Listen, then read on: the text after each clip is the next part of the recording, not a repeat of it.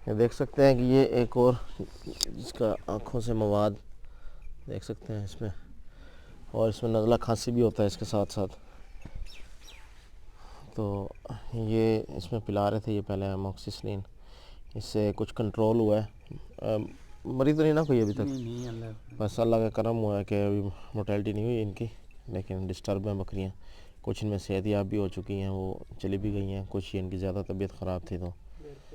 तो इसमें ये आप देख सकते हैं कि ये लिप्स की लाइनिंग जो है झाग वाली वाइट सफ़ेदी सी ये नज़र आ रही होगी आपको।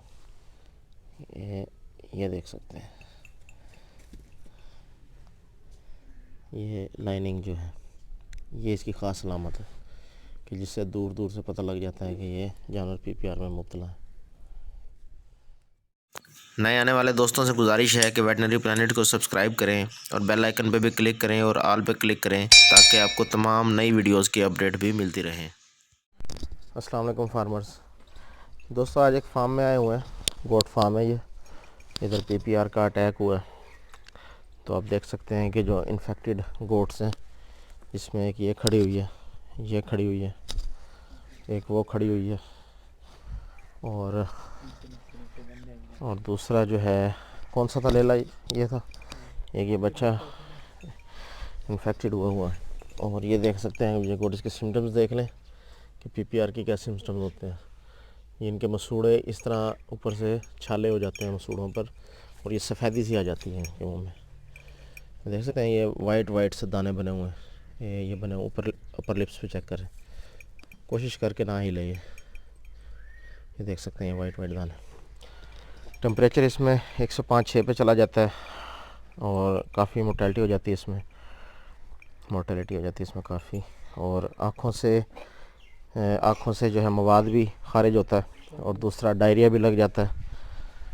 अभी शायद इसको डायरिया नहीं है, इसको लगा हुआ है डायरिया। ये आप देख सकते हैं डायरिया लगा हुआ है, तो पीछे से सारा इसको गंद वगैरह लगा हुआ है। तो ट्रीटमेंट हमने जो इसमें करनी है बड़ी सिंपल सी है। इसमें हम ट्रीटमेंट कर रहे हैं जेनिन के साथ,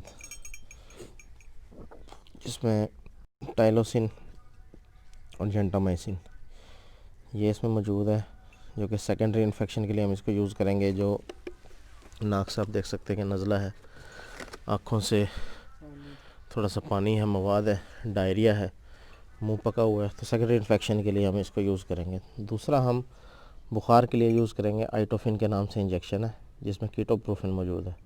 ये दर्द, बुखार, थकावट, इन चीज़ों के लिए इस्तेमाल होगा। और इसके साथ हम यूज़ करेंगे विटामिन AD3।